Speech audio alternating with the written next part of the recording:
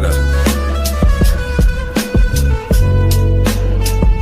Street magic, chopped in silence. Cali Azul on the beat. Need y'all to take a ride with me. I'm just a kid from Fall River, what I know. Riding through my city that they're gentrifying, market rate housing while there's homeless dying. And I know that they're trying cause this program's out there, but I ain't reaching out there, they ain't reaching out there. Empty storefronts, internet to blame, gotta move different if nothing is the same. Entertainment venues, bringing nightlife, transparent police, body cams that's live, I mean live stream they whole shift. Personal info can censor it. Even though when involving police it becomes public info, but that's a different topic for a different tempo. Back to my city that they're gentrifying, Panhandlers on the Ave and the addicts dying. Parents crying, losing kids, half my generation that are doing bids. So how are we gonna get to the youth? Teach them right and wrong, when not to shoot. Started young in kindergarten, mental health class, your brain's a garden. Teach them all about their feelings. The senior year, let's start the healing. Is text here to stay? Let's teach with VR, let's build that way. But what do I know? What can I say? I'm just a kid from Fall River. It's just my observations, chopped in silence. Cali Azul on the beat. It's all nighter.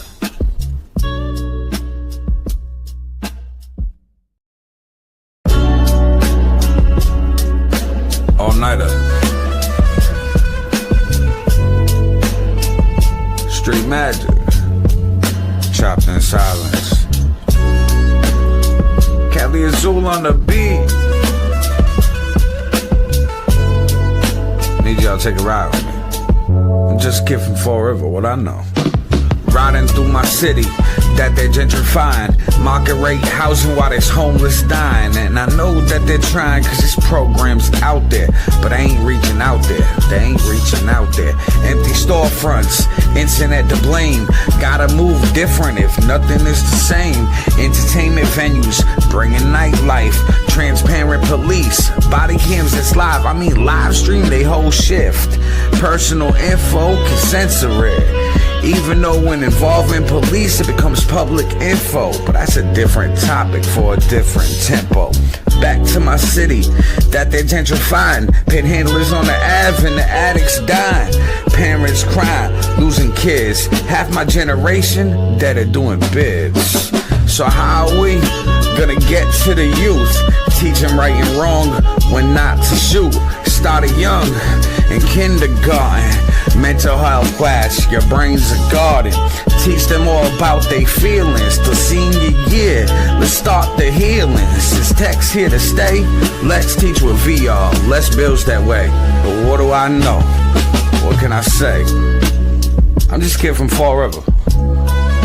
It's just my observations, chopped in silence.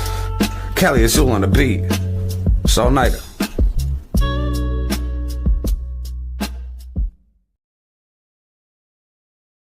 What up, everybody? It's your boy Aaron, all nighter. This is the Fall River Experience, episode 10.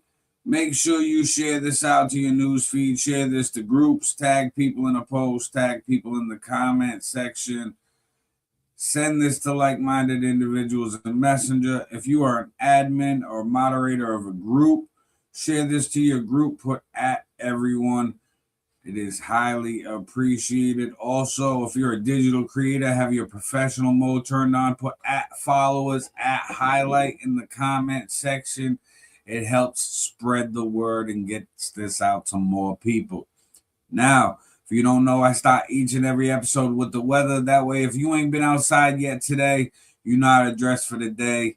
Check this out. We'll talk about Any dust storms around here right now. We got some good weather today, but we do have some things to worry about.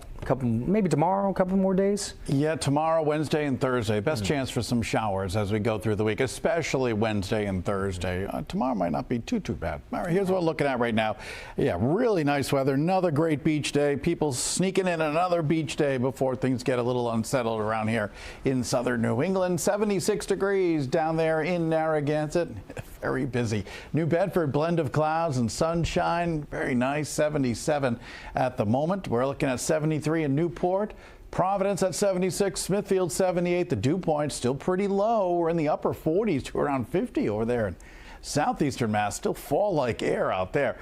Slowly they're coming up, the dew points across Rhode Island. I expect that to continue through the afternoon. Tomorrow, dew points in the 60s. We consider that to be fairly humid, very humid air expected for Wednesday, and especially Wednesday and Thursday. That's when we're looking at a really good chance of showers and maybe some downpours here in southern New England. Today, dry again. Humidity is rising for Tuesday, as you saw it coming up a little bit. Unsettled weather Tuesday, Wednesday, Thursday, some periods of heavy rain, especially on Wednesday. So here's what we're tracking. It's pretty quiet in our area now. Notice we've got these little batch of showers off to our west.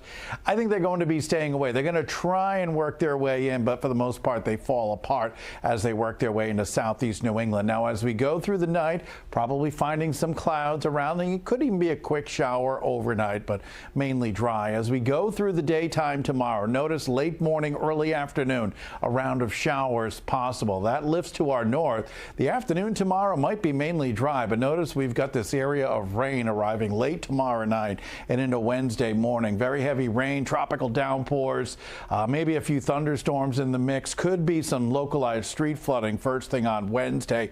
That may lift to our north, but some more showers will likely be swinging on through Wednesday night and into the daytime on Thursday. So still a little unsettled for Thursday. Forecast for today, we're looking at temperatures topping out around 83 degrees. Lots of sunshine. Winds becoming onshore 5 to 10 for tonight.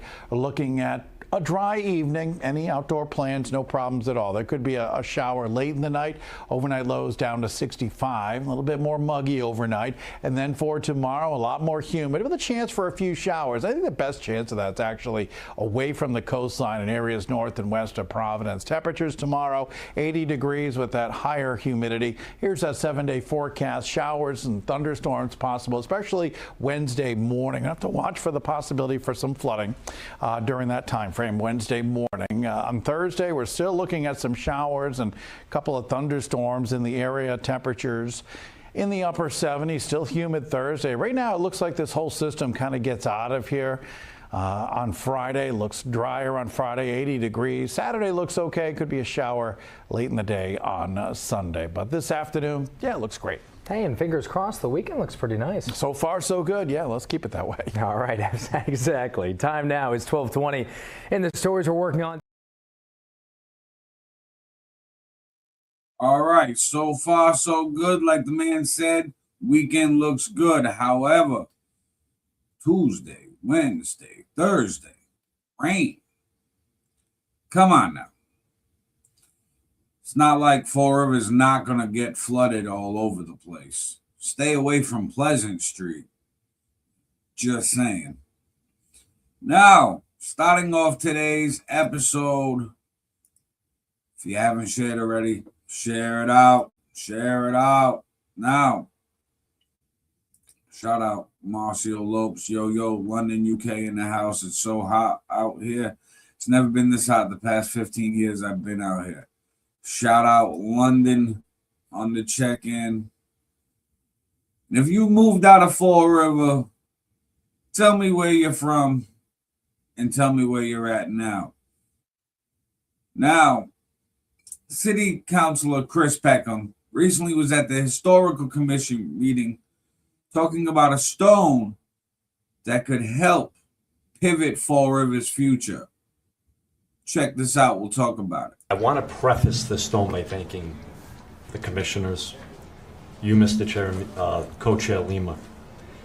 I'm a firm believer that Fall River is only going to get ahead of itself by harnessing its history. I say it all the time. We look around the city today, it becomes unrecognizable. And when this city was at its best, in its heyday, was our textiles, our manufacturing. We provided jobs. People came here and worked.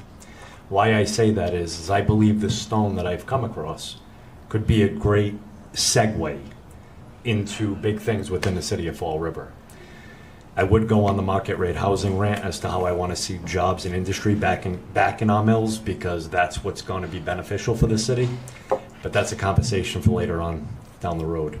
To touch upon this stone, back in 2020, Mike McHugh from Freetown had reached out to me.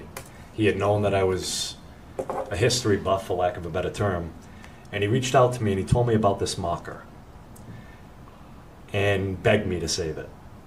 So in 2020, I went up, I checked out where this marker is. I would like to leave the location undisclosed at this time. For obvious reasons, we don't need it to disappear. But I was notified as to where the stone was, and I went up and I located a property that needed taken care of by the city of Fall River. Me and my son went up, we took care of the property, and we located the stone.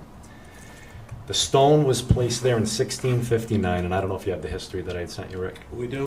We have. I'm going to pull it up here. So on April 2nd of 1659, a group of 26 proprietors purchased approximately 16,000 acres from the Wampanoag sachems Wamsutta Alexander and Tutupany. I had to look that up on how to pronounce it, which was Weedamo. The land became what we know today as the Freeman's Purchase, and later formed much of present-day Freetown and Fall River. To my understanding, Freeman's... Recording in progress. Fantastic. To my understanding, the 26 plots of land ran down towards Rodman Street, and then we're further up north towards Freetown. I would like to save this monument because, in my opinion, this is one of the most important pieces of our history that describes our settlement here. Agree with him. I think that preserving history in Fall River, especially how we purchased that land from Freetown, how Fall River shaped itself, if told right, if utilized right, could be something huge. People go check out the Plymouth Rock all the time. We got the Rolling Rock, technically bigger than the Plymouth. We also have this stone, super old. There's people that like things like that. It's a tourist attraction if done right and, treated good. Now, moving along, another citizens' input at the Historical Commission, and this was about the former police station, demolition, and what the future plans for the police station may be. Check this out. We'll talk about it. Good evening. I'm Rick Mancini, Chairman of the Historic Commission for the City of Fall River. It is 6:05 Tuesday, July 21, and we are meeting at One Government Center on the first floor in the hearing room. Pursuant to open meeting law, any person may make an audio or video recording of this public meeting or may transmit the meeting through any medium. Attendees are therefore advised that such recordings or transmissions are being made, whether perceived or unperceived, by those present and are deemed acknowledged and permissible. Our recording clerk this evening is Felicia Parker. She's sitting at my right. And the meeting is being televised and recorded by Greg Salvador of the Fall River Government TV. Present this evening are Commissioners Jonathan Lima, Commissioner Ken Shagdak, Commissioner Joyce Rodrigues, Commissioner Caroline Orban, and Commissioner Ryan Klein, and our clerk for this evening again is Felicia. Felicia, have all petitions been properly advertised and all interest parties been notified in advance with the rules and regulations of the Historic Commission? Yes. Okay, I hereby declare Tuesday, July 21st, a regular scheduled meeting of the Historical Commission for the City of Fall River open to such business and shall resume before us. Okay, let's get started this evening. It's a rainy, cold, chilly night. Unexpected, huh? First order of the business today is open meeting law notices. We have received none. Could we have a roll call? Jonathan, would you start, please? Jonathan Lima, present. Ken Shattuck, present. Joyce Roderick's present. Carolina Alvin, present. Ryan Klein, present. And Rick Mancini, present. Could I have an approval of the minutes of June 16th? Motion to approve minutes June 16th. Second. First and a second. We'll take a vote. Jonathan? Yes. Yes. Joyce, yes. Caroline, yes. Ryan Klein, yes. And Rick Mancini, yes. Next would be citizens' input, and I believe we have Jason Caminetti, who wants to talk about the Bedford Street properties. One moment, Jason. I'd like to, in advance, have a motion that we extend the time frame from 3 minutes to whatever's necessary, because this might be on the lengthy side. Do I have a motion? I move that we extend the time frame. Do I I'll have second we have a first and a second. Do we take a quick vote? Jonathan? Yes. Yes. Joyce, yes. Yes. Ryan Klein, yes. Rick Mancini, yes. Introduce yourself, Jason. Good evening. My name is Jason Caminiti. I live at 544 High Street in the Historic Highlands, and I previously served on the Fall River Park Commission. For over a century, 158 Bedford Street was home to the Fall River Police Department. Generations of officers started their shifts there and walked out the door to answer the city's calls. Some of them never returned. Developers had decades to do something with that building. They delivered nothing. Now it's coming down, and taxpayers are paying $1.4 million to do it. The city said the building was an emergency. That's fine. The building was an emergency. The lot is not an emergency. So the question tonight isn't whether the building comes down, it's what goes in its place. And so far, nobody has said. I think that the site should become a memorial green for the first responders of Fall River Police, firefighters, EMS, and emergency management. A small green space, a simple memorial with names of those who served, a few benches, some shade, and the sign and the pillar from the old building kept right there, not dropped in a warehouse where they'll disappear. There's a debt worth remembering here. When the current station on Pleasant Street was built, the city took about 3 acres of Britland Park. That land was never replaced. This lot is only 1/3 of an acre. It wouldn't square that debt, but it would be a start, and it would be put the ground back to public use. I know this commission cannot create a park, but it can ask. I am asking for one more thing, that this commission requests that no permanent decision about this parcel be made without public process. The public paid to clear it, the public should have a say in what comes next. Fall River has a habit of letting things decay until a decision gets made for us. Let's at least make the right call this time. Thank you.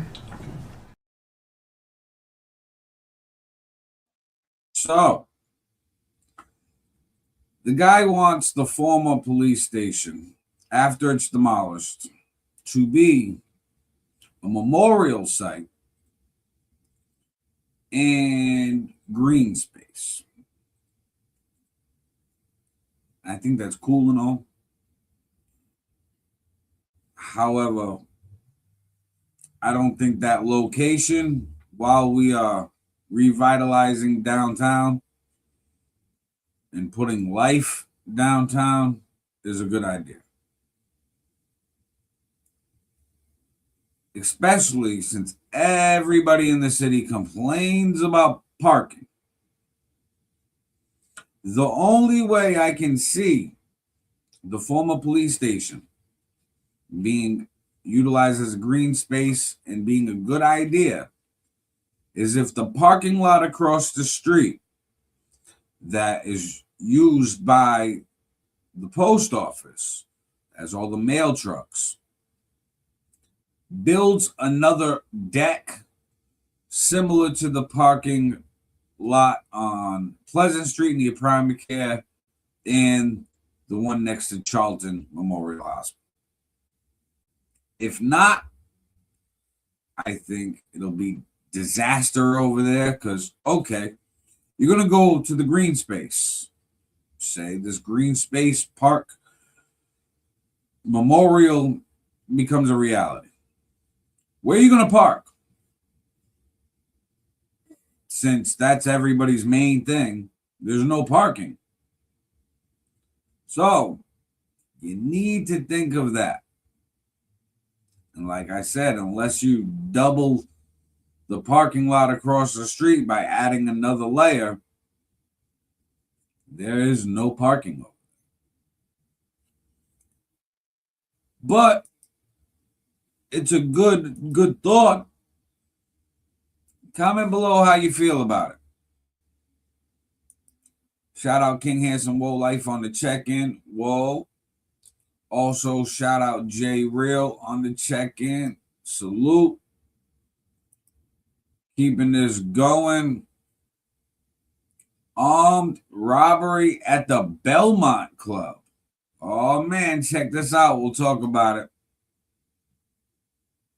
It was a busy week for members of Community Action and Suppression Team, CAST, and Major Crimes Division, but their dedication, persistence, and countless hours of investigative work paid off. On Friday, July 17th, officers responded to an armed robbery at the Belmont Club on Franklin Street, where a suspect reportedly brandished a firearm. Patrol officers determined that 3 individuals were involved, recovered surveillance footage, and quickly shared images of the suspects with department personnel.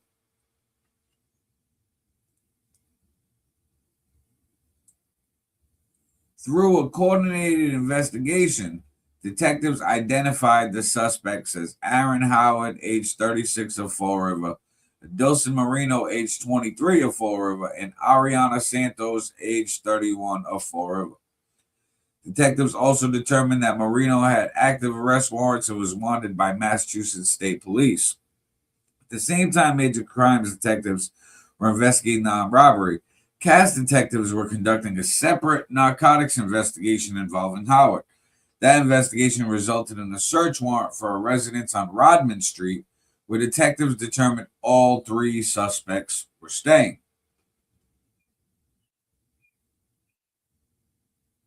With assistance from the Massachusetts State Police Violent Fugitive Apprehension Section, they raided the place. On Friday, July 24th, members of the Florida Police Department Emergency Services Unit assisted detectives in executing the search warrant. Howard, Marino, and Santos were all located inside of the residence. During the search, detectives recovered a Ruger SR-9C 9mm handgun, a 17-round magazine containing 14 rounds of ammunition, approximately 50.13 grams of suspected fentanyl, clothing believed to have been worn during the robbery.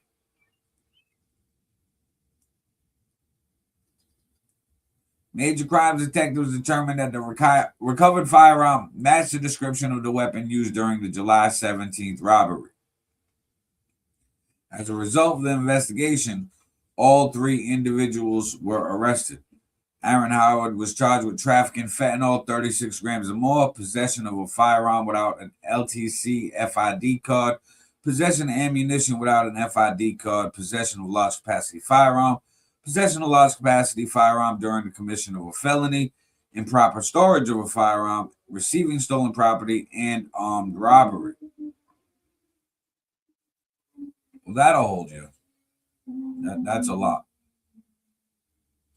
Dilson Marino was charged with possession of a firearm without an LTC FID, possession of a large capacity firearm, possession of large capacity firearm during the commission of a felony, possession of ammunition without an FID card, improper storage of a firearm, receiving stolen property, and armed robbery. So his charges just mirrored the first person. And Ariana Santos was charged with armed robbery. This investigation demonstrates what can be accomplished when patrol, CAST, major crimes, emergency services, and our state law enforcement partners work together. So she only got hit with the armed robbery. She didn't get hit with the gun, drugs, none of that. Outstanding work by everyone involved. All defendants are presumed innocent until proven guilty in court. It's their mug shots. And that's what they got caught with. So, it's a lot, people. It's a lot. Now, when there's co-defendants, usually prosecution tries to get one of them to turn on the others and be a cooperating witness. They most likely going to try to use the female for that, especially since she only has the armed robbery charge and she's not charged with the drugs or the gun. But all three are presumed innocent until a verdict in court. Moving along, recently was a post made about a panhandler on Plymouth Avenue allegedly trying car handles at the lights. Check this out. We'll talk about it. Safety heads up. If you're turning left on the Robin, make sure your car doors are locked when you stop. This gentleman tried to open up the white SUV's door this morning. When he walked down to my car, he didn't try the door, but he did try to touch my windshield. Strange for sure, but be careful if you're traveling in that area. And that was a post from Brittany Mello. This is the video that was captured.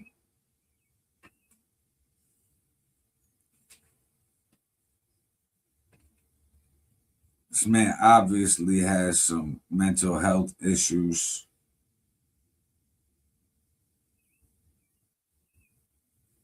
This is a situation in which I believe our police department should section this man, as he is a danger to himself and others. Walking into traffic, approaching vehicles is a violation of city ordinance. We allow the panhandling under First Amendment rights. However, as soon as it becomes a safety issue by approaching the vehicle and stepping onto the road to approach the vehicle, that should be taken care of. And like I said, the man obviously has some mental health issues, some possible addiction issues, and needs to be treated. So hopefully that man can get sectioned and get the help he needs. Now, speaking of hopefully getting the help you need, right? If you're the victim of a crime and you call the police, you're going to want their full help. Well, this woman in Fall River is suing the Fall River Police Department, alleging that they tried to interfere with an investigation and help cover up for one of their former officers who was an active officer at the time of this incident. Check this out. We'll talk about it. Trial date set after woman files lawsuit against City of Fall River alleging domestic violence cover-up concerning former officer. Trial date has been set for a former Fall River woman who is suing the city, the police department, and several current and former officers, stating there was a cover-up concerning domestic violence against her.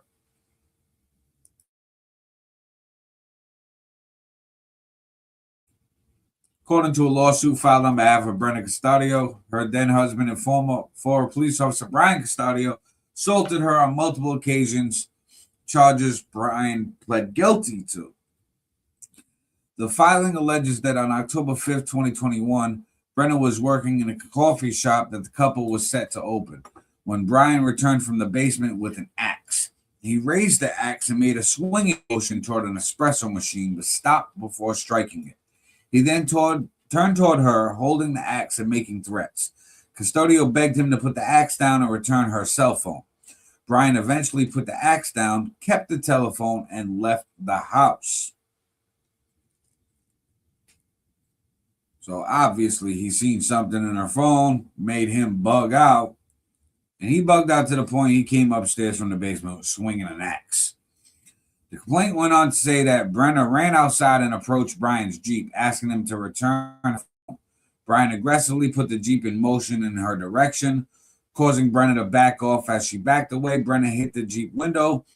Brian stopped and jumped out of the Jeep. Brenna started to run away. Brian caught up to Brenna, grabbed her by the hair, and pulled her into the house. Once inside, Brian grabbed Brenna by the neck and began to choke her. Brian strangled her with such force that she felt like she was underwater. Brenna attempted to escape into the bedroom. Brian followed her into the room. He demanded that she leave and told her she could not stay there. Brenna begged Brian to leave her alone. Brian responded by re-grabbing Brenna by the neck, dragging her across the bed, and throwing her onto the bedroom floor.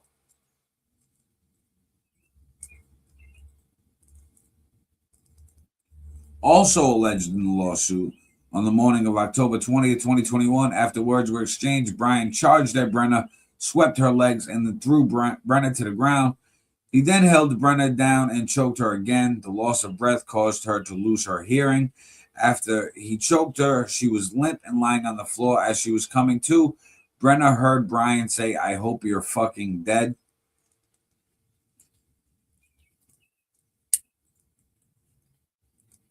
In another incident alleged in the filing on the morning of November 28th, 2021, Brian was working as a Fall River police officer in a patrol car.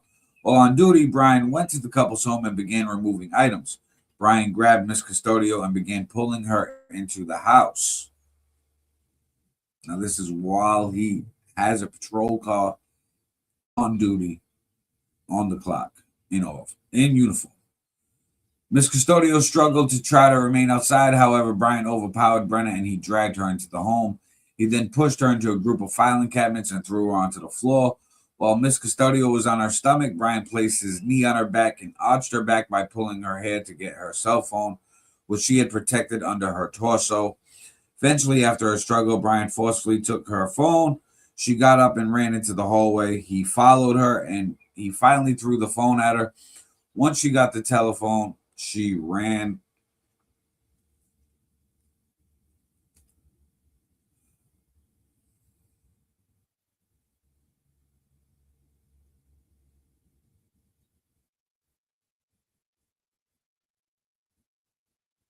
The complaint states that after the reported assault, Brian deleted the home security videos of the assault and battery, and he called his supervisor, Sergeant Michael DeGangi.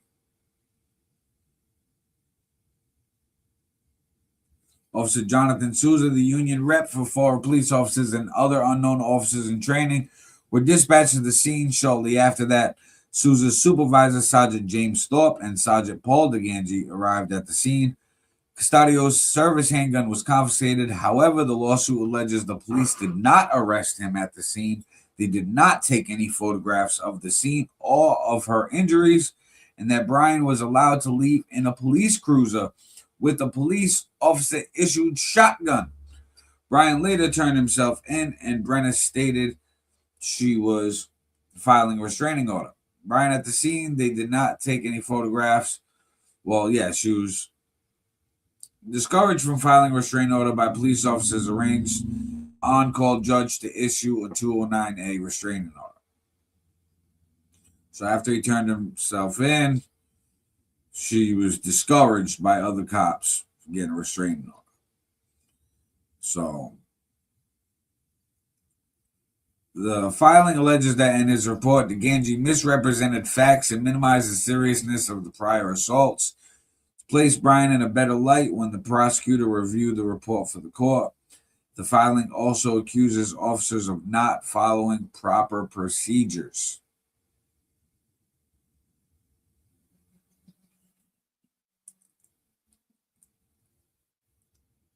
Brenna was forced to abandon her coffee shop, according to the complaint, because she was afraid to live and work in Fall River, which led to her moving out of the city. She was afraid of the police department in the city, which led her to move. It's horrible. Brian Custodio was terminated by the Florida Police Department in the summer of 2022. It was suspended by the Post Commission in December of 2022 before being decertified in August of 2024. So almost a full 2 years just on suspension. The law office of Christopher Markey filed the complaint in Bristol County Superior Court, and a trial date has been set for August 10th.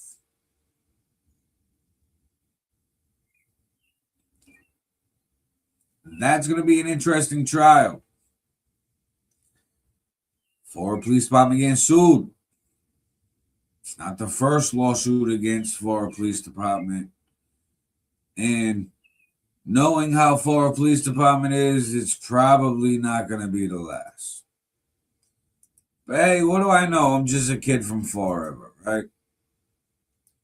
Nothing worse than cops swinging around axes and trying to be Lizzie Borden. Moving on. Check this out. We'll talk about it. Former Fall River principal gives his side of the story after announcement of his departure.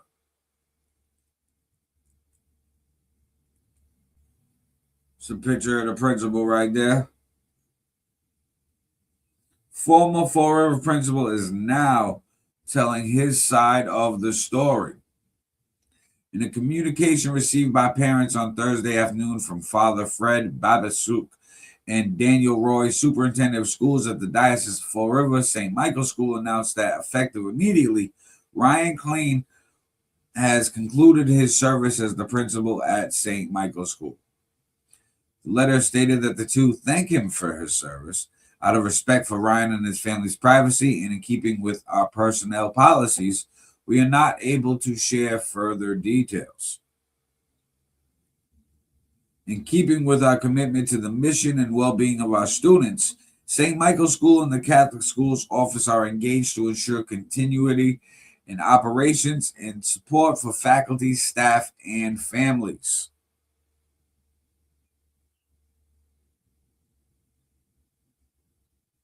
The parish, along with the diocese, is in the process of identifying new leadership for St. Michael's School and will keep the community informed as the process moves forward.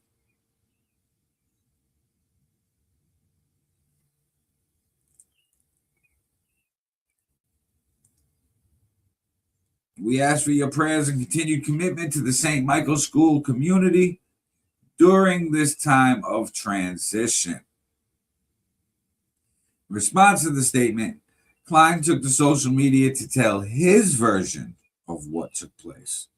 In light of the release letter out by Father Fred Babasik and Daniel Roy, I felt compelled to respond to set the record straight in order to dispel any false rumors or false allegations that anyone may have heard or believe regarding his termination.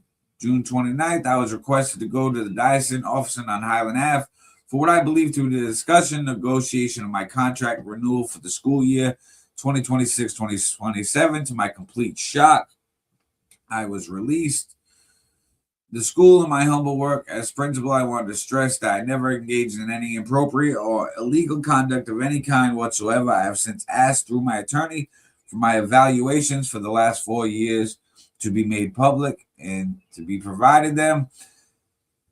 Diocese and the church, I believe, are negligible in allowing this vague and misleading release to go out, citing my privacy in such a manner as to lend itself to a false narrative that I engaged in wrongful, inappropriate, or illegal conduct, leading to me having concluded my service with the school effective immediately. I was removed on June 30th, some 25 days ago, not on July 23rd. The diocese and church, along with myself, have attempted to negotiate an employment separation agreement, which I refused to sign predominantly due to the fact that the diocese and church insisted they be allowed, without input or collaboration, to draft a separation letter or release, completely misconstruing the true facts surrounding my removal. Let me close by saying I love St. Michael's School. I love the staff, students, and families, each and every one of them. My family and I have given our heart and soul to St. Michael's School. To be removed under this wrongful and irreparable cloud of suspicion is wrong and contrary to my spiritual beliefs as a Catholic. I do now and will always pray for the success of St. Michael's School. However, with great sadness, I must proclaim that the actions of the many involved were negligible, wrongful, and at times shameful in how this matter was handled. The school staff, that is something I never wanted, but unfortunately, the decision is no longer in my hands. So, he releases this long-winded statement, basically saying, hey, I didn't do nothing wrong. They let me go. I don't know what's going on, but don't think anything crazy. I know since you're thinking it's a Catholic school, you know, there might have been some SA going on, but he wanted to make it clear. He was like, listen, there was none of that, nothing inappropriate and illegal, nothing. But the diocese ain't saying what it is. The principal really still ain't saying what it is. He's just saying it's nothing bad. Well, what is it? You'll just get fired. Like, how you get fired on your day off? That's horrible. And what did you do? It's even more horrible. Especially with the lack of teachers and principals. They're not just firing these people. It's questionable. Now, moving along, got to talk about what's behind me, and I'm talking the Waterfront. Check this out. We'll talk about it. MassDOT seeks bids for $1 billion Fall River Waterfront Transformation Project. They have released a request to bid to develop an approximately 20-acre corridor along Route 79, the new Fall River MBTA commuter station in the Tom River, and a major $1 billion investment that is set to transform the city. MassDOT has already spent $135 million on the project, with highway demolition and installation of infrastructure for future development and the 20 new acres of developable land. The deadline for submission of proposals is October 21st this year. The formal invitation to bid was published on July 24th. According to MassDOT, the state agency has established a strict set of criteria for developers, including proposals must be capable of delivering a massive transit-oriented project featuring more than 1,400 housing units, mixed-use commercial space, and public amenities like entertainment venues. MassDOT and city officials will be looking at how closely proposals match the Route 79 Duval Street Corridor Master Plan, funded by the city's Redevelopment Authority. The city and FFRA officials had hoped the state would agree to sell the multi-million parcels for half the value, and legislation was even submitted by State Rep. Cara Fiola. However, it languished in committee.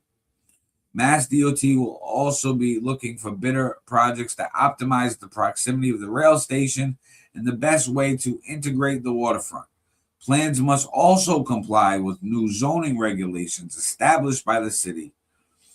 We're turning decades of planning and infrastructure investment into an opportunity to build more housing, create jobs, and reconnect Fall River with its waterfront, said Governor Maura Healey in a recent press conference.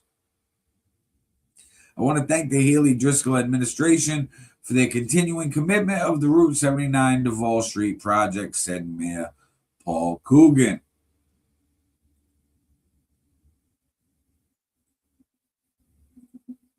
We're excited to see this transformational project at this stage, as the future growth and development of these parcels on our waterfront will bring close to $1 billion of investment and open many new economic opportunities for the city of Fall River. So, MassDOT said it's looking for 1 to 3 developers to take on the project. $1 billion on the waterfront. Now, the state has strict guidelines. It has to be mixed use. There has to be entertainment venue. It has to be transit oriented, which means designed for like a bus stop, designed for, hey, keep the walkways open for bikes, walking, make sure, a lot of it faces the drain, some of it faces the water. Also, 1,400 housing units. It's a lot of buildings to create 1,400 apartments.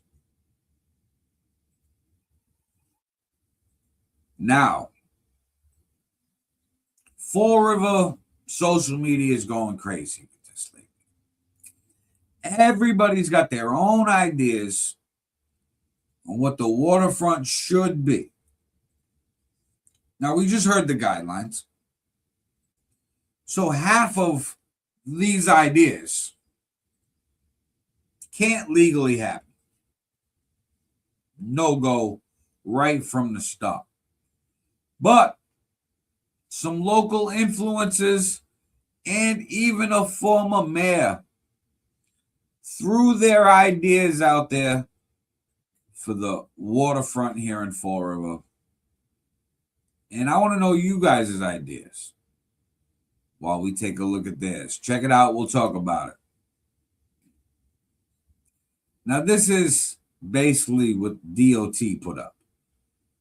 Mike Herron said, I said this 15 years ago, I'm saying it now, the city of Fall River should put a Ferris wheel on the waterfront. With the Braga being lit up, adding a Ferris wheel would be a huge draw. Also, another influencer, Jared Carson, said, some of you called me crazy, some of you called me worse. I get it, it's Fall River. He wants a carousel too. Says, imagine the video of the city and surrounding towns. Mayor Flanagan put up his AI rendering. As you see, there's more buildings in his, which will probably be more realistic to what it looks like. And then somebody did a whole presentation. This promenade, waterfront promenade, a restaurant district, the marina and docks, which we already have. Tie that in. An outdoor amphitheater. It's a good idea. Food hall, public market, a Caribbean lounge and tasting room, the mixed-use development, and a signature landmark, plus a family fun zone, events and festivals, and a winter wonderland. And then there's this somebody put up. I'm not a fan of the last one. But, guys, I doubt there's going to be a Ferris wheel. And as for the Ferris wheel idea, it's seasonal. You have to think of these tourist towns that have more than one seasonal attraction. And focus on them. Like now we have the waterfront. If we only utilize it seasonal for spring, summer, what are we going to do for fall, winter? What's going to make people come to Fall River for fall and winter? Maybe the fall we lean in more to Lizzie Borden, push that as hard as Salem pushes the witch trials. I don't know. I think it's a great idea. the winter, what are we going to do? We got to come up with ideas that are outside the box. I like the outside amphitheater that could provide a great stage for events and more things down at the waterfront, especially since there's been a lot of events down at the waterfront last few years. Bring back more. A lot of people say little shops. The internet's killing shops as it is, so I don't want to go backwards in developing. Build a brand new development, but use the ideology from 50 years ago. Doesn't make sense to me.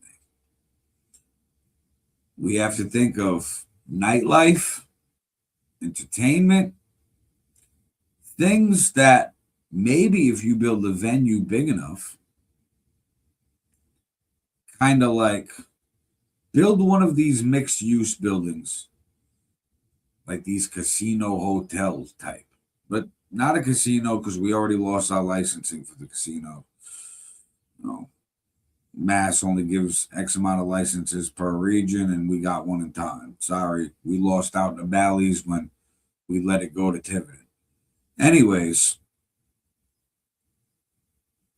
a building like that has all the apartments in it, nice restaurant downstairs, but also a building next to it that like looks like an apartment building type thing, but it is really a big venue that you can book big names.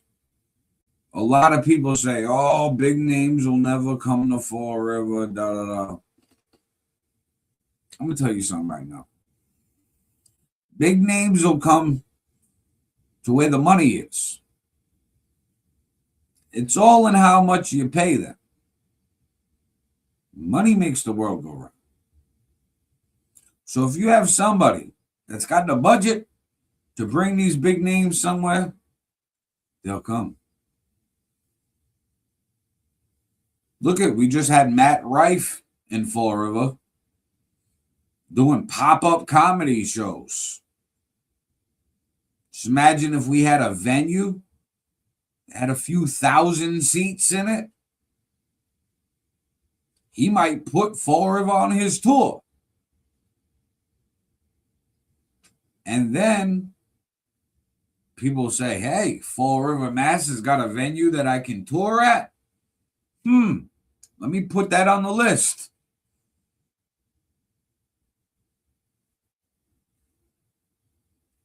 Kind of like how we have the Narrows. The Narrows is still small. So you get a lot of the cover bands, you get a lot of no-name acts that 80% of people are like, who's that? So, I don't know. What do I know? I'm just a kid from Fall River. Moving on. Check this out. We'll talk about it. Chris Brown, BTS, Madonna, and more. Why Vanson Leathers in Fall River is hotter than ever. And people talking about big name celebrities when it come to Fall River. They might. Fall River once again is being represented on the world stage thanks to a local manufacturer. Vanson Leathers, where headquarters located at 951 Broadway, have been manufacturing high-quality motorcycle apparel since 1974, including leather motorcycle jackets, pants, chaps, gloves, and racing suits. The company is used to providing jackets and vests for some of the most famous people on the planet, but the brand has never been hotter in pop culture.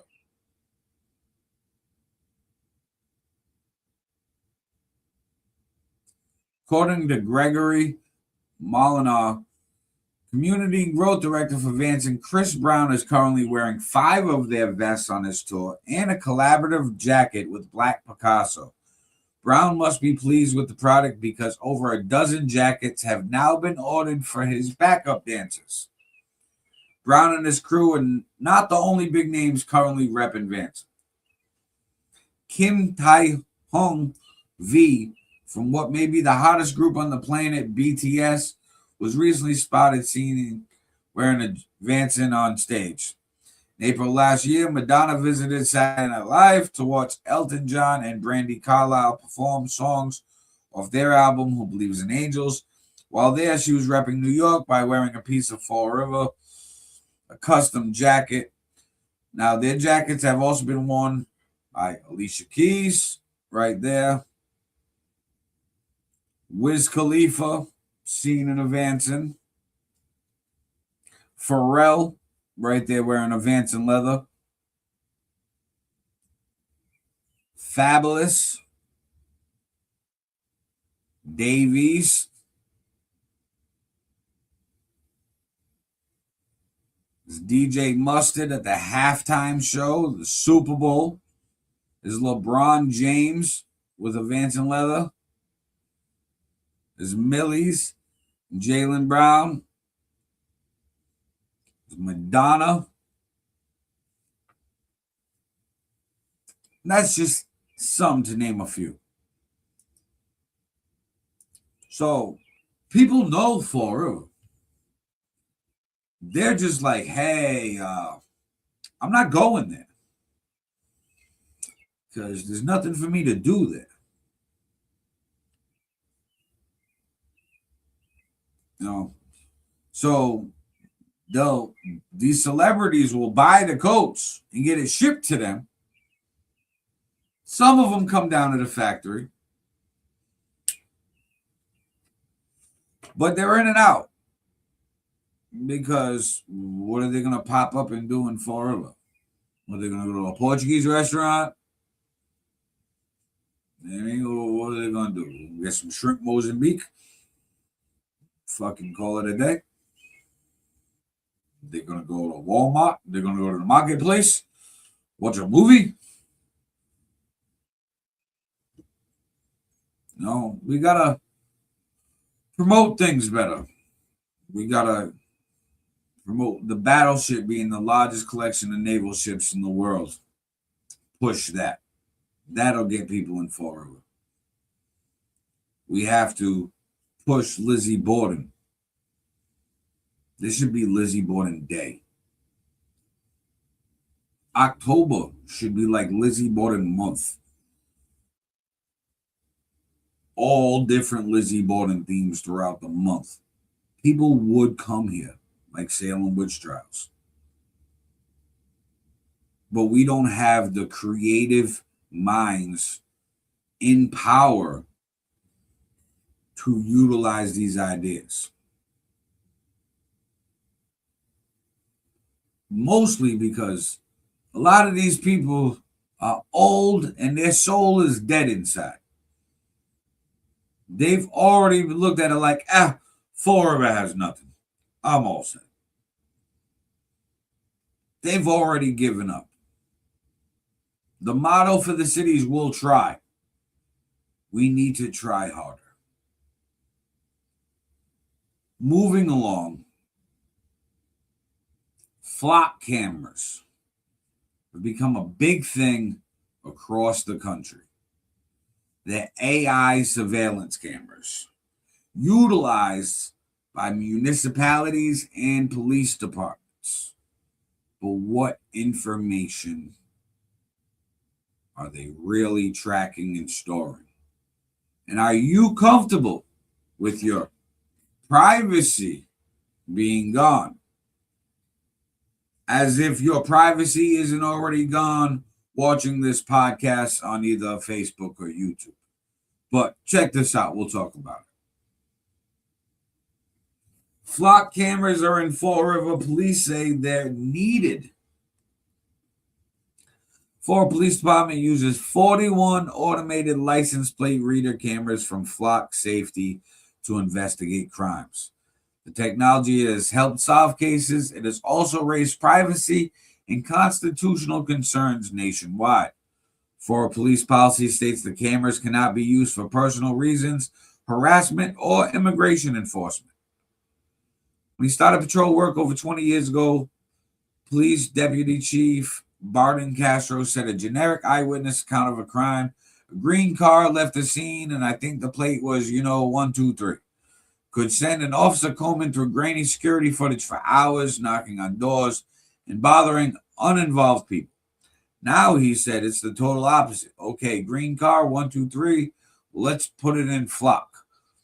For the last 5 years, the police department has used automated license plate reader cameras manufactured by Flock Safety to help investigate shootings, missing person cases, illegal dumping, and at least one bank robbery. While the cameras have raised constitutional and privacy concerns nationwide, FRPD says its own policies safeguard the technology from abuse. Fall River Police operates 41 flock cameras, according to Interim Chief of Police J.T. Hall, located primarily along major streets and entry points to the city. The cameras record and log the license plates of all passing vehicles, creating a searchable database for law enforcement agencies that subscribe to the service. The cameras catch details like the car's model, color, and any dents or distinctive cargo. Forward data remains in the database for 30 days, according to the police department policy.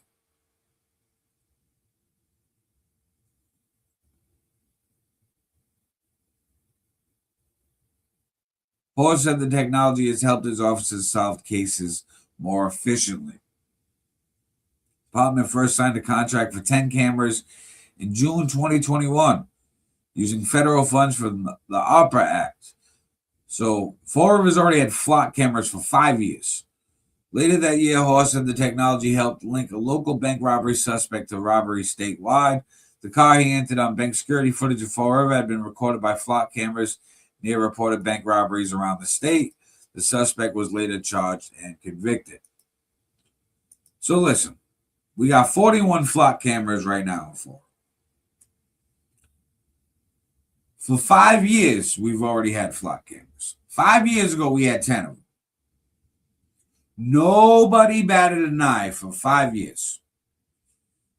Nobody paid attention. Nobody cared. Nobody gave a rat's ass about flock cameras for the last 5 years in Fall River. Now, all of a sudden, in 2026, people are saying, oh no, my privacy, they're taking my data, they're watching me. You have a smartphone, correct? That's watching you. That's tracking your data.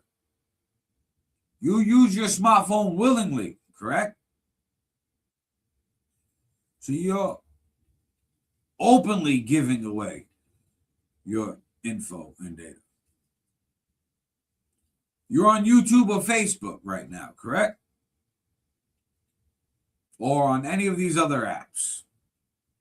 You've accepted permissions to use the app, which allow all of these apps to control your phone. Turn it on, turn it off, turn the camera on, the recordings on, go through your messages, your photo gallery, all of it. Go ahead, read that accept permission instead of scroll down and just hit accept. Read it once. Then, oh my God, you're going to shit a brick because your privacy's been gone for like a decade now.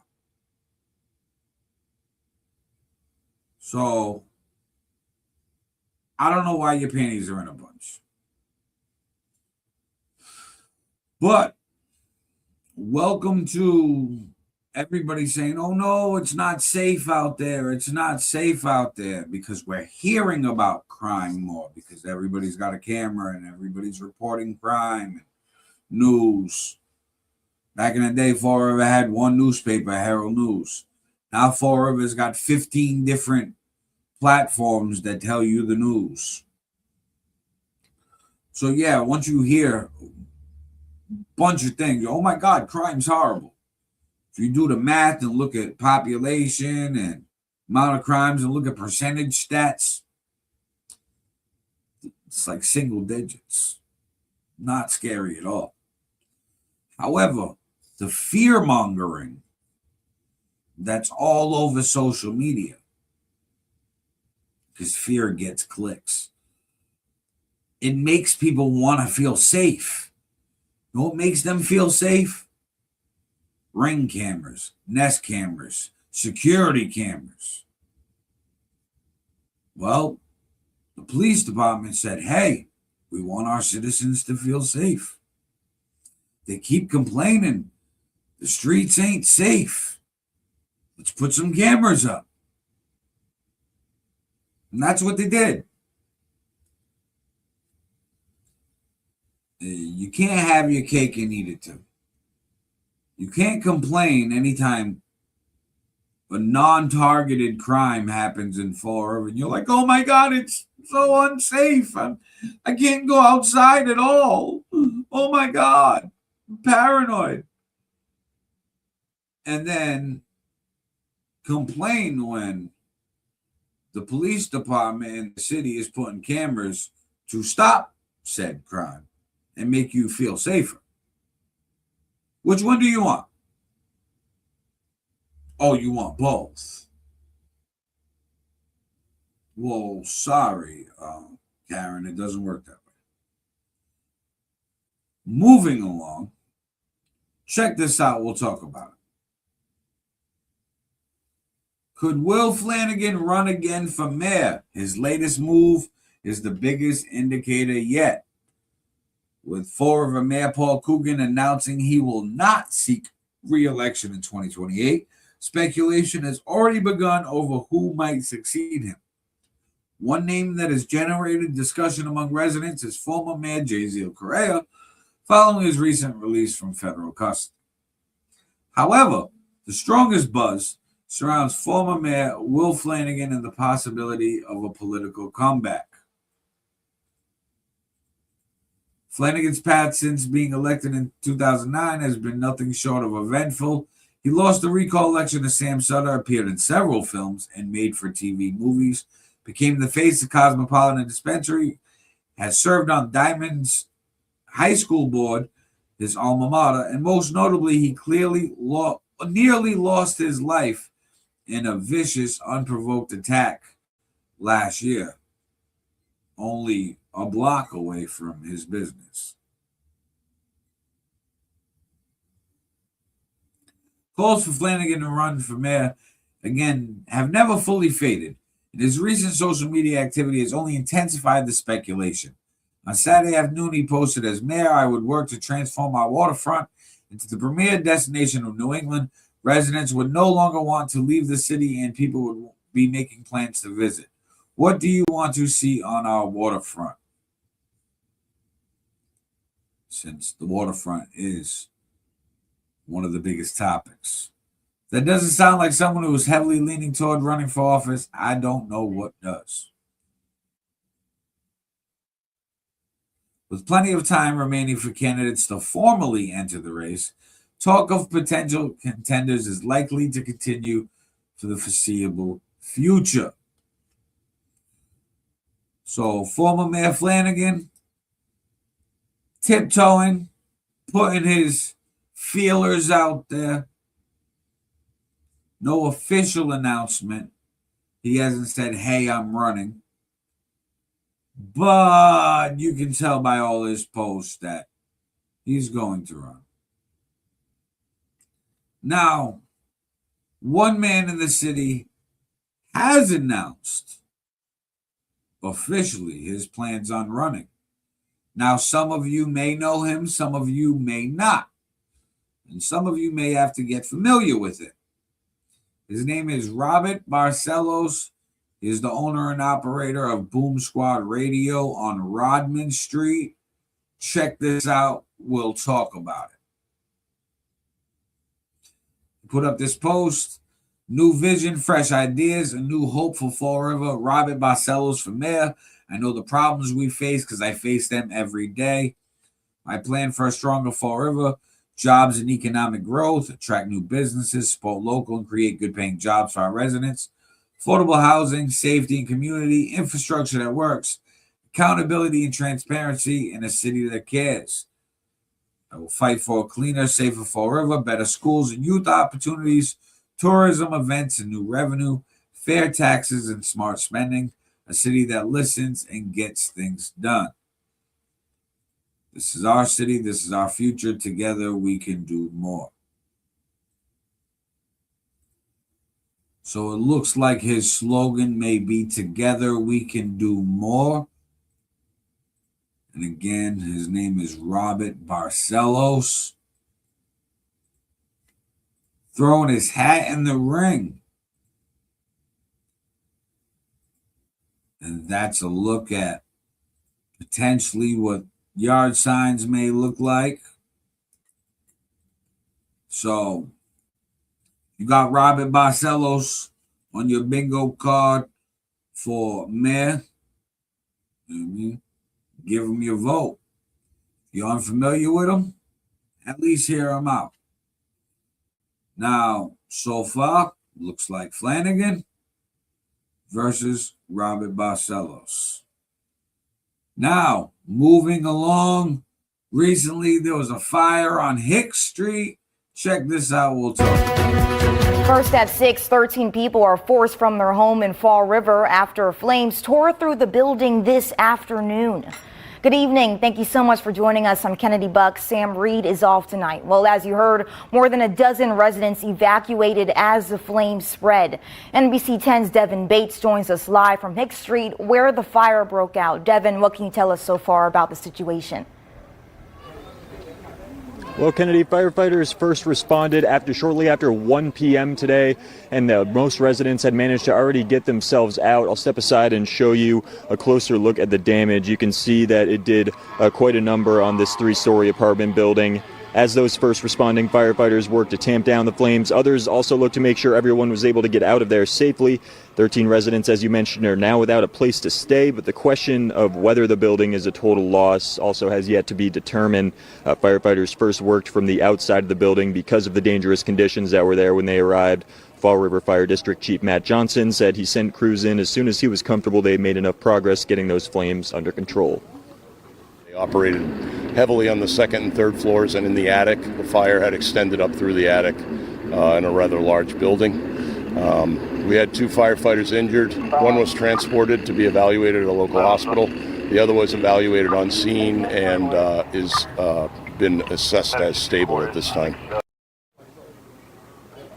In addition to those injuries, Chief Johnson said there were also several pets that are unaccounted for. The State Fire Marshal's office is still working to determine a cause. Live in Fall River, Devin Bates, NBC 10 News. Over a dozen people displaced, multiple pets still unaccounted for. Hopefully everybody's safe, accounted for, and hopefully they can get a roof over their head some soon. I mean, fires are scary. Moving along, we have an obituary for a loved paraprofessional in the city. Check this out. We'll talk about it. Paraprofessional for Fall River Schools who knitted hats for individuals undergoing cancer treatment has passed away recently.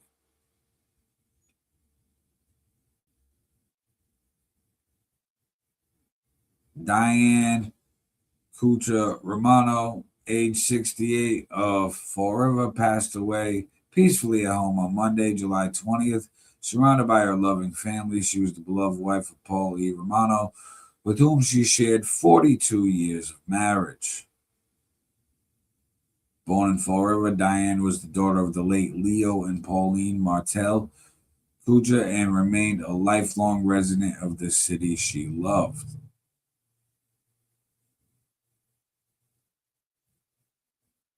Graduate of BMC Durfee High School, class of 76, Diane continued her education at Fisher College. She devoted her career to working as a paraprofessional for the school department with pre-K special needs children until her retirement in 2015. Never one to slow down, Diane continued serving others as a driver for People Incorporated.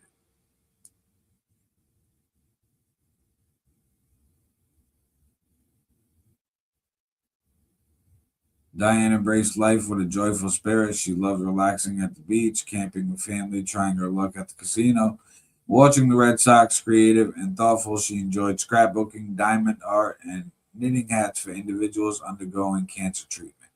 Known for her sense of humor, she loved making others laugh and was happiest when she was helping someone in need.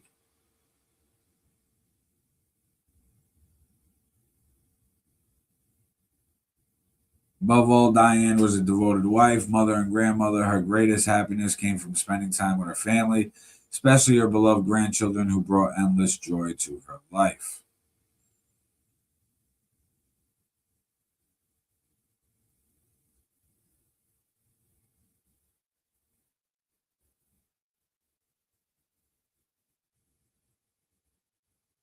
In addition to her husband, Paul, she is survived by her loving son, Jacob Romano, and his wife, Carrie Tripp Romano of Fall River, her daughter, Kate Romano of Fall River, her cherished grandchildren, Alina and Tripp, her sister, Elaine Silva of Westport, her brothers, Gary Kuchar and Carl Kuchar, both of Westport, Mike Kuchar of Warren, Steve Kuchar of Fall River, and Chris Kuchar of Fall River, several nieces and nephews, and her beloved dogs, Benson and Emma, and her cat, Jethro.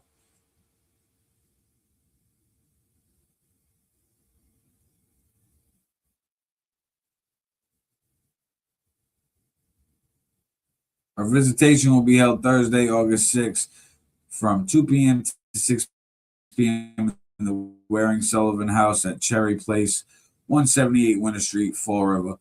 Relatives and friends are invited.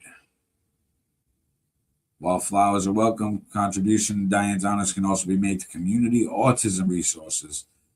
Attention Crystal Medeiros, 40A Dean Street, Taunton, Mass, or Hanover Hospice. Attention Vivian Demers, 10 North Main Street, first floor, Fall River, Mass. R.I.P. and prayers and condolences to the family. Moving along to some better news. Check this out. We'll talk about it. Thanks to Cliff Ponte and the Keller Williams Realty South Watuppa team in Fall River for stepping up to support Mays Playground with a very generous $5,000 donation. The state leadership reduced funding to Mays Playground to punish Alan Sylvia for voting for the audit, but the community is stepping up. There's a photo right there. It looks like Cliff Ponte is skipping leg day.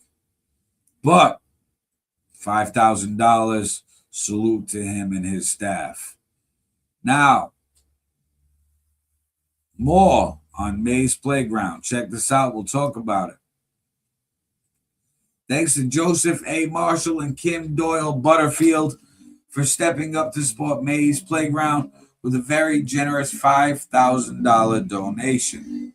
State leadership reduced funding to Mays Playground to punish Alan Sylvia for voting for the audit, but the community is stepping up. J. Marshall Associates right there, 982 Eastern Avenue, donated $5,000.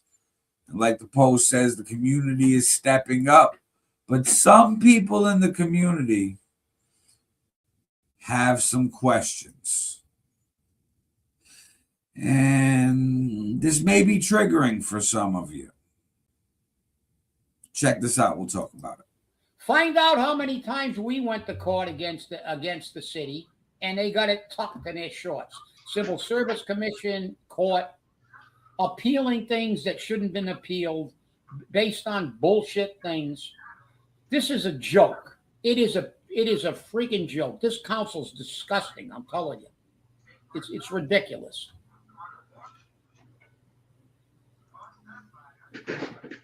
Jeff, I've been saying that for a while. Supposedly, they've raised over $1 million.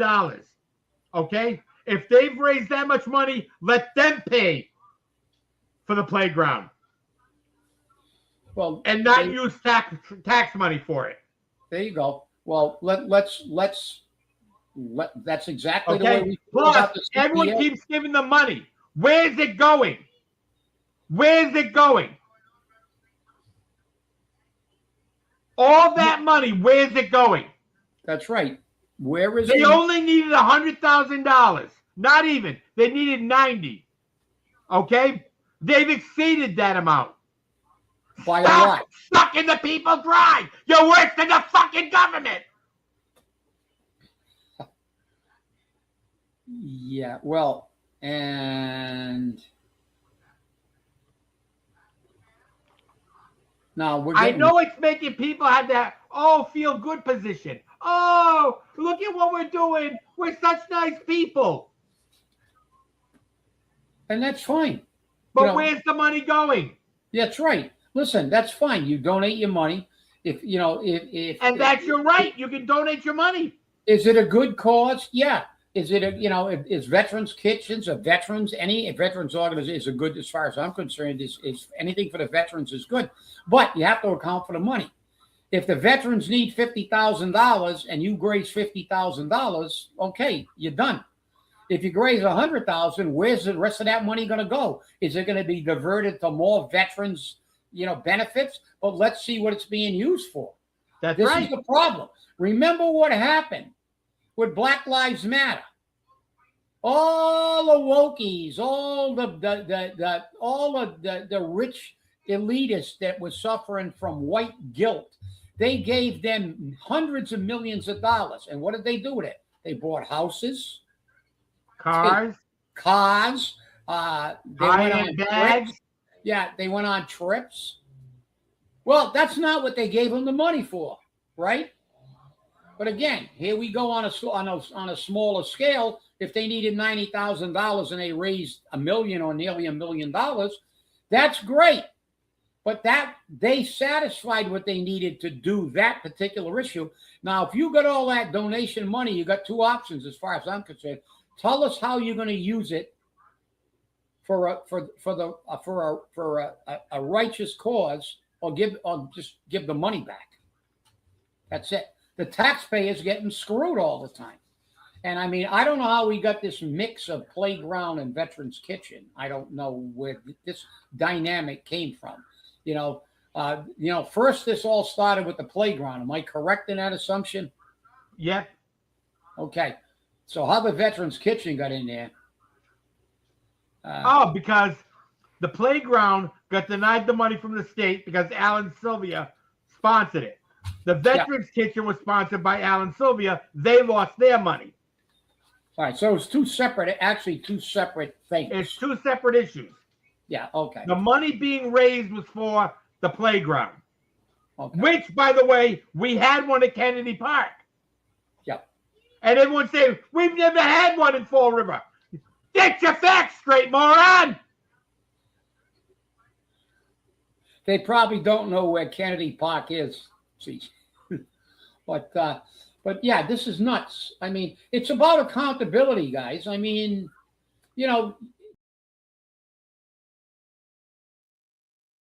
Okay, so that's Spindle City Straight Talk.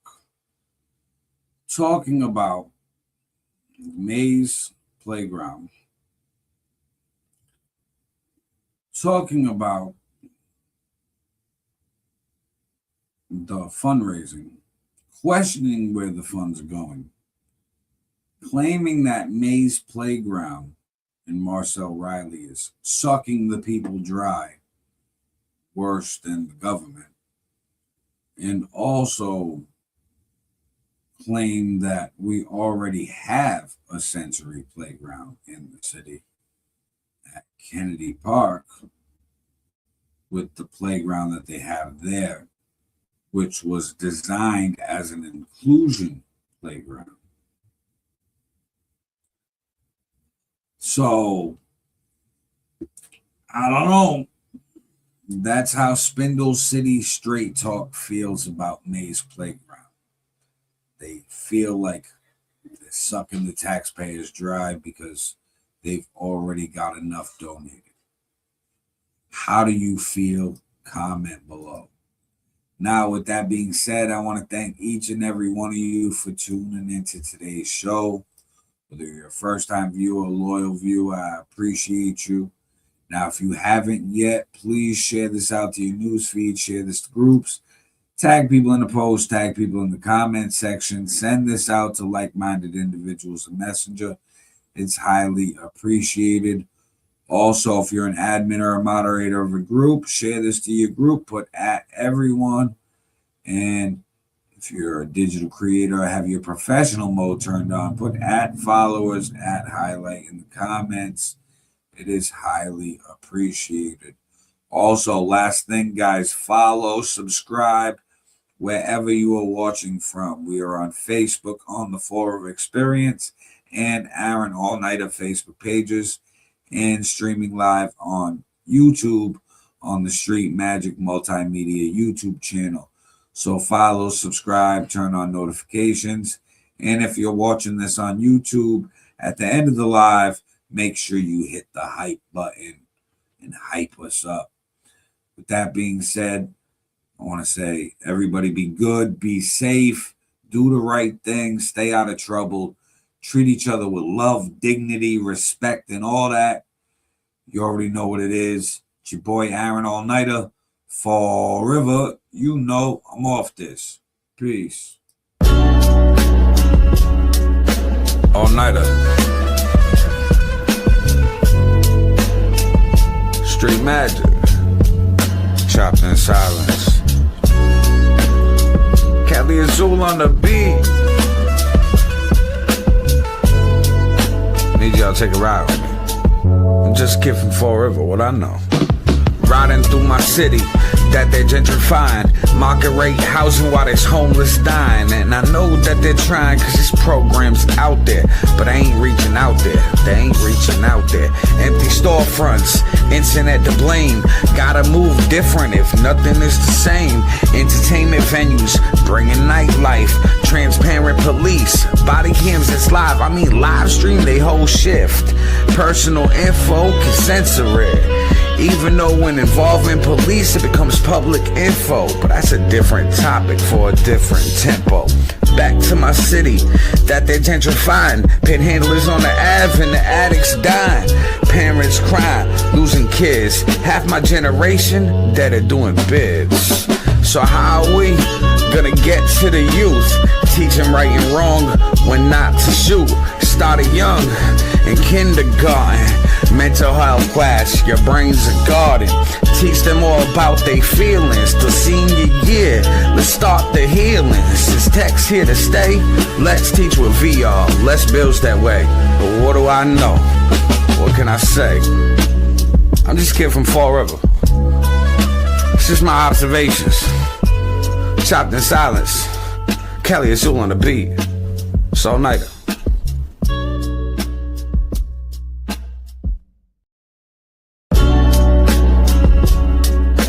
All Nighter. Street Magic. Chopped in silence. Kelly Azul on the beat. Need y'all to take a ride with me. I'm just a kid from Fall River, what I know.